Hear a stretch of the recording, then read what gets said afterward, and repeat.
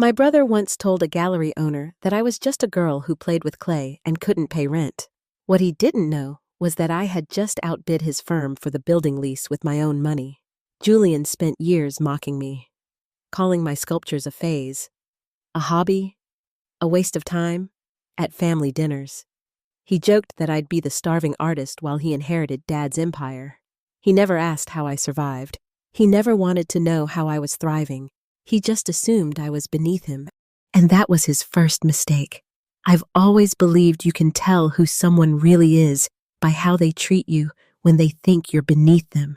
For most of my life, Julian treated me like I was furniture, something decorative, not essential, pretty to look at, maybe easy to ignore, and definitely not worth listening to.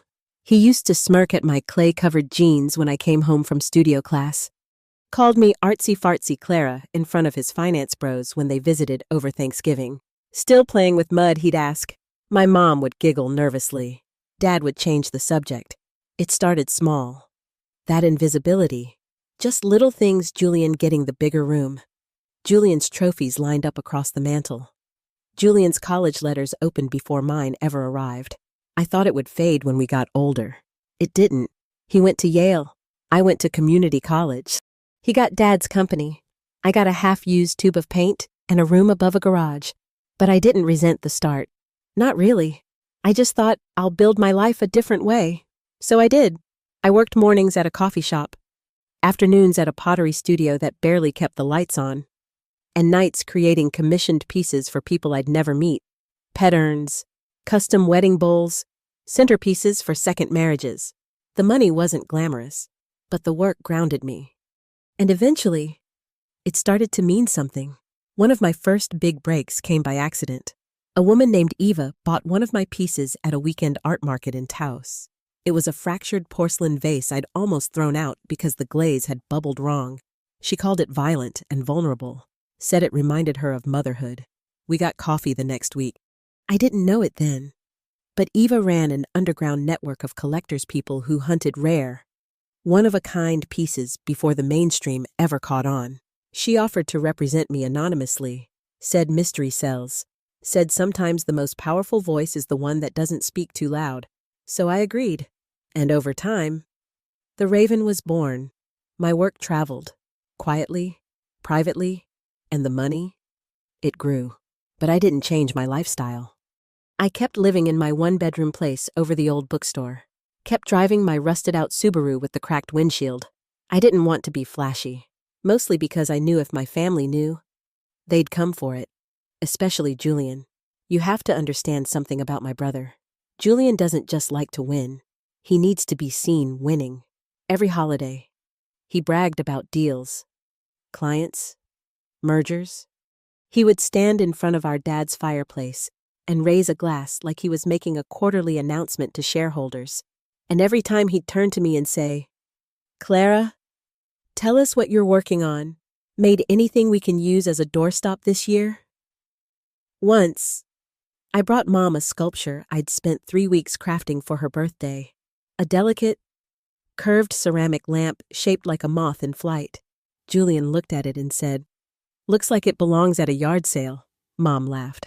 I never brought anything else after that. Instead, I learned how to keep secrets. I opened a trust, registered my business under a holding company name. Eva handled everything public-facing. I signed contracts under the Raven. By 32, I was doing 6-figure shows in private galleries in New York and Paris. By 34, I had my eye on a building in downtown Santa Fe. A friend tipped me off. It was a 3-story Spanish revival space near the plaza. Perfect for a studio. Gallery and living space combined. The seller wanted a quiet transaction. I made a discreet offer. But here's the part that made me pause. When I saw the lease directory, Julian's company had just signed a 2-year deal for the top floor. He'd expanded operations there after losing one of his big city investors. Eva asked me if I still wanted to buy it. I didn't even blink. Yes, I said, let's make it happen. Because here's the thing. Sometimes it's not about revenge. Sometimes it's about reclaiming space you were never supposed to have in the first place. I didn't plan to hurt him. I didn't buy the building to prove anything. I didn't sit back waiting for him to find out. I just wanted a space to create without being interrupted, dismissed, or mocked. But life has a funny way of forcing confrontation when you least want it. Julian found out 2 months later. He was throwing a fit in the lobby because the elevator broke during a Monday morning downpour. The property manager had just changed and apparently didn't inform him quickly enough. I was upstairs, barefoot on a drop cloth, molding clay with my elbows deep in terracotta. Then I heard the yelling. "You're telling me you don't know who owns this place now?" Pause. No, you don't get to shrug. Carl, I'm leasing the top floor. That makes me a priority. I walked out onto the landing, wiped my hands on my apron, and leaned over the railing. "Everything okay, Julian?" He looked up, confused, squinting through the rain-streaked glass. Then that trademark sneer. "Clara, what the hell are you doing here? You working for the new landlord now? You cleaning studios?" I smiled, slow and steady. "No, I am the landlord." There was a pause, just long enough to savor the flicker of confusion across his face. "Funny," he said. "You're joking." I didn't answer. I just turned, walked back into my space, and locked the door. That was the moment it changed. Not the power shift, no. That had been happening for years. What changed was the silence. Julian didn't know what to do with it. He started emailing, passive-aggressive at first. "Let me know when repairs are scheduled. Some of us run real businesses up here." Then came the curiosity. "Is this a co-op thing? Did you win a grant?" Then the suspicion. "How exactly did you get the money for this?" I didn't respond. Instead, I poured myself into my work. The gallery downstairs was shaping up. Eva flew in once a week to help curate. We had collectors flying in from Montreal and Tokyo for the spring show. The studio had skylights, polished floors, and a safe room for my most delicate pieces. It was, for the first time in my life, exactly what I'd always wanted: a space that belonged to me. But family never lets you rest for long. Mom found out the building was mine at brunch.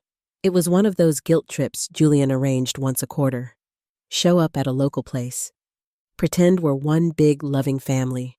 We met at a trendy bistro near the plaza. Julian arrived late, smelling like cologne and ego. Mom wore pearls, probably the same ones I gave her 5 years ago. "No thank you." Of course, we ordered small talk. Julian mentioned some nonsense about restructuring. Then, casually, like he was asking for the salt, he said, "So, Clara, you gonna tell Mom how you bought my office out from under me?" Mom's eyes widened. She blinked. "You bought property."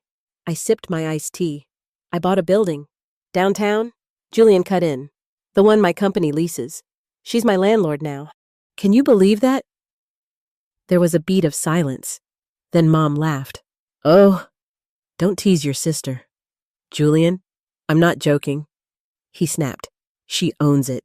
Through some weird shell company. Probably with Eva's money." I said nothing. Mom turned to me. "Clara, is this true?" I nodded. She tilted her head like she'd just noticed a bug on her salad. "Well, that's surprising. That word, surprising. Not proud. Not impressed.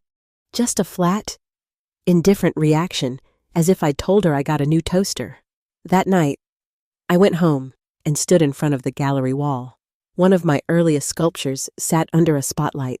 It was called Muted Applause, a set of 2 ceramic hands, one fractured at the wrist, the other hollow inside.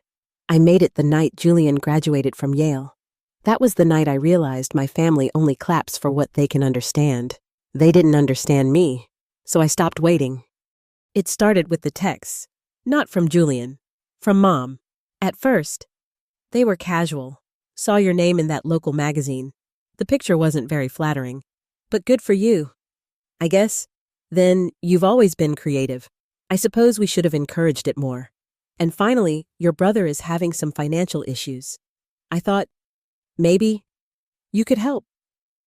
There it was, the shift. Not pride, not reconciliation, just a quiet expectation wrapped in a compliment. Like a gift box filled with guilt. I didn't respond.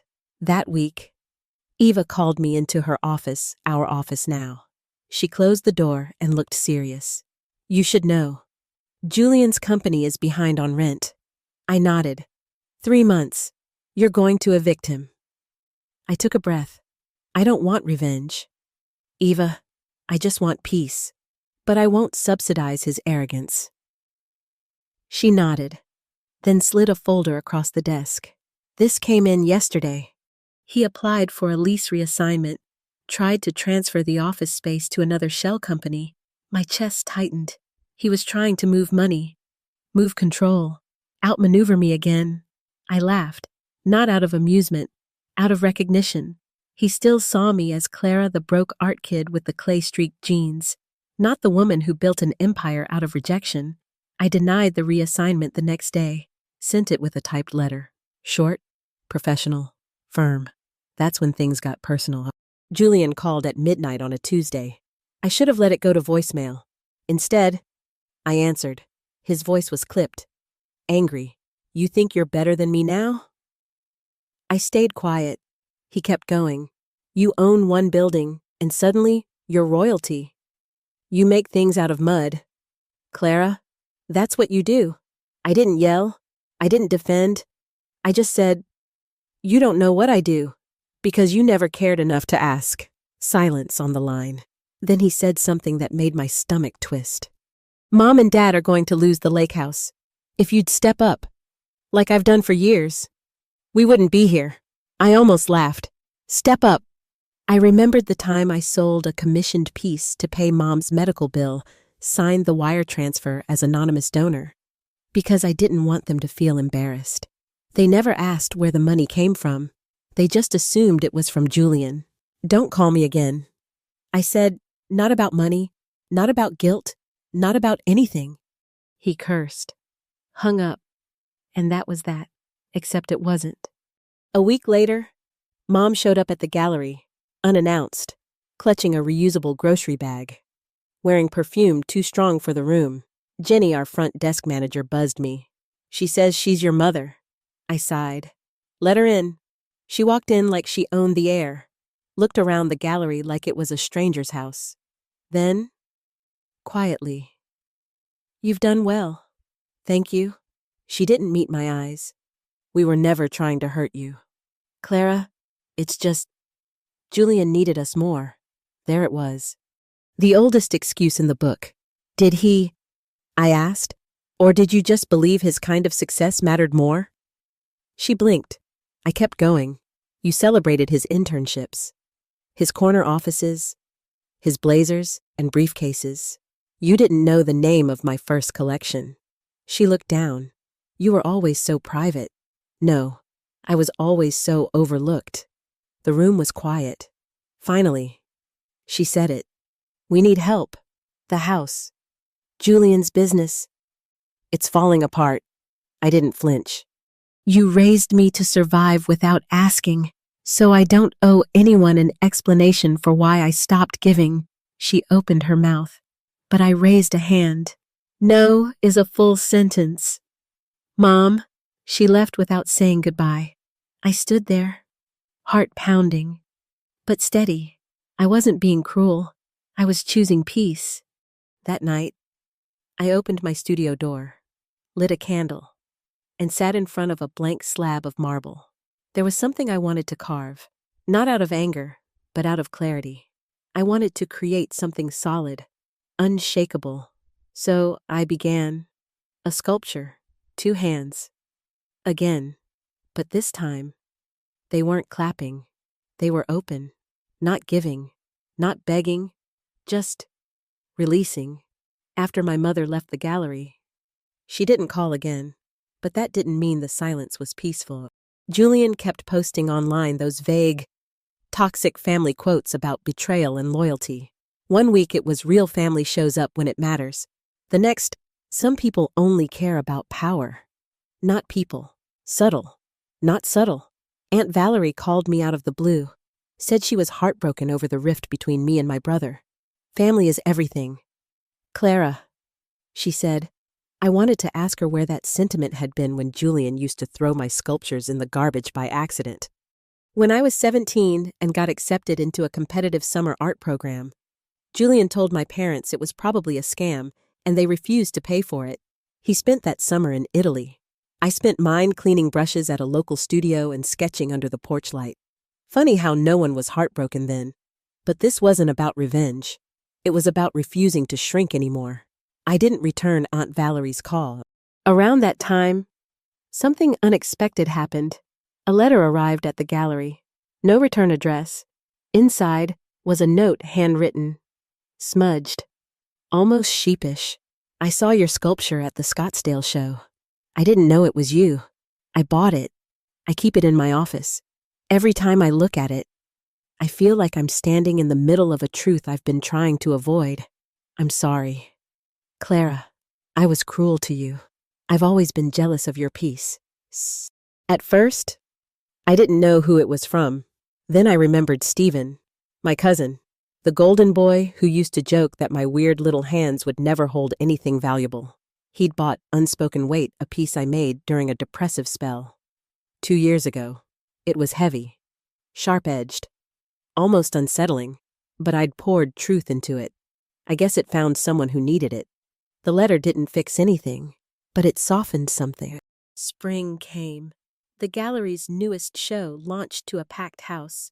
Collectors flew in from Berlin, Tokyo, and Sao Paulo. People stood in line to view my latest collection inheritance. I didn't explain the title. I didn't have to. The centerpiece was the marble sculpture I'd carved that night after my mother begged for help. 2 hands, open, weightless, not grasping, not begging, just letting go. Eva pulled me aside after the show. She looked at me with something like pride. You finally stopped asking for permission, didn't you?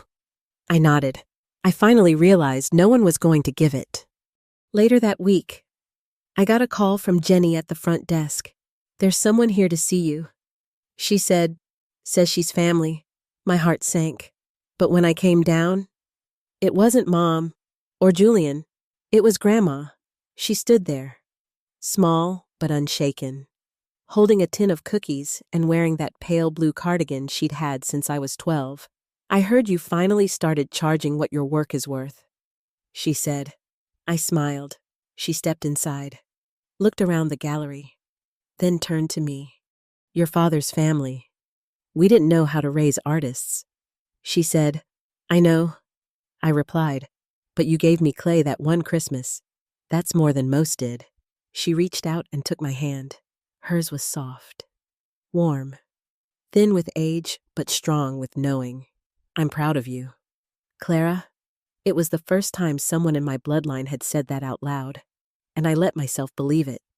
That night, I sat alone in my studio, sipping jasmine tea, watching the city lights flicker through the high windows. I wasn't angry anymore. I wasn't waiting for an apology, or an invitation, or a thank you speech from a family that only clapped for things they could brag about at brunch. I had found my own rhythm, my own measure, success. For me, wasn't about the money.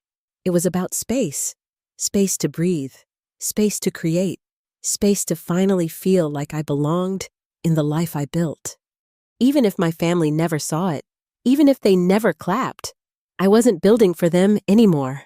The invitation came in a thick, cream-colored envelope, calligraphy on the front, gold foil on the flap. Fancy. Inside, you are cordially invited to Julian Mendoza's 10-year business anniversary gala. At the bottom, written in sharp black ink, dress code formal, family highly encouraged. I stared at it for a full minute, then laughed out loud. The kind of laugh that doesn't feel like humor. The kind that stings just a little because it's too familiar. He hadn't spoken to me in 6 months. After the rent fallout, Julian moved his company out of my building without a word, left behind a water-stained wall, a cracked sink, and 3 months of unpaid utilities. But now, Here he was inviting me back into the performance. The stage, the image of successful family unity. I set the invitation on the table, didn't touch it for days, but it stayed there, looming, whispering. What if this is the olive branch? What if this is the last chance to show them you're not bitter? Then, on the back of the envelope, I noticed something faint. A watermark. My own company's logo. He'd ordered the invitations through one of our design subsidiaries. Didn't even realize it. Ironic. Fitting. The gala was held at a glass-walled venue overlooking the Santa Fe Hills. It was sleek, loud, full of old money dressed like new. Julian stood near the center in a navy suit. Drink in hand, grinning like a politician. Mom floated beside him in emerald green. Greeting guests like royalty. I hadn't RSVP'd, but I came anyway. Not for them, for me. I wore a matte black gown and simple earrings, both of my own design. Not flashy, just clean, undeniable. When I walked in, heads turned. Not because I made a scene, but because I didn't. I didn't apologize. I didn't smile too hard. I didn't play the part. Julian spotted me halfway through his speech. He stumbled over a word, just slightly. I kept walking, slow and calm, and found my seat near the back. As I sat, Mom approached. She crouched beside my chair like she was praying. "I'm glad you came," she said. Quiet. I looked at her, really looked. Her face was softer than I remembered. Not kind, exactly, but tired. "Julian invited you," she continued. "He said he wanted to show you he was proud." I didn't answer. She reached for my hand. "I know we weren't always gracious, but you were never forgotten." Clara, that landed hard, because it wasn't true. I was forgotten, ignored, minimized, but I didn't correct her. Not out of grace, out of exhaustion. You don't have to rewrite the past to feel better about it, I said. She blinked, pulled her hand back, and stood up. "I'll let you enjoy the evening." I didn't respond, because I hadn't come to enjoy anything. I'd come to end something. After dessert, Julian found me on the terrace. "Didn't think you'd show." He said. I wasn't going to. Still mad. I looked at him. Really looked. He still had that gleam in his eye. The one that said, "You can win. But I'll spin it so I win louder. I'm not mad." I said, "I'm done." He laughed. A bit too loud. "You never change." "Clara?" "No." I said, "That's you." He sipped his drink. I meant what I said. "I wanted you here." I nodded. "And now I'm here." Silence stretched between us. He waited for something. An apology. A thank you. A step closer. But I didn't move, because he wasn't my center anymore. The need for approval, for recognition, for peace from people who never gave it freely, that need had died. And I wasn't interested in reviving it. I turned to go. He called after me. "You really think your art changes anything?" I paused, then said, "Yes, it changed me." That night, I drove home with the windows down. Wind soft through my hair. No music, just the sound of the road, the stars, and my breath. When I walked into my home, the hallway smelled like jasmine and clay. I stepped into the studio, lit the corner lamp. On the pedestal sat the sculpture I'd just finished, the last piece in the Inheritance series. 2 hands, one releasing a rope, the other reaching, not to grab, but to wave goodbye. Clara's journey reminds us of something many of us learned too late. Not all families are built on love, and not all silence is peace. Sometimes, the people who raised us also raised walls around us. They told us who we were allowed to be, what counted as success, whose voices mattered. And when we outgrow those limits, they call it betrayal. But the truth is, choosing yourself isn't a betrayal, it's a beginning.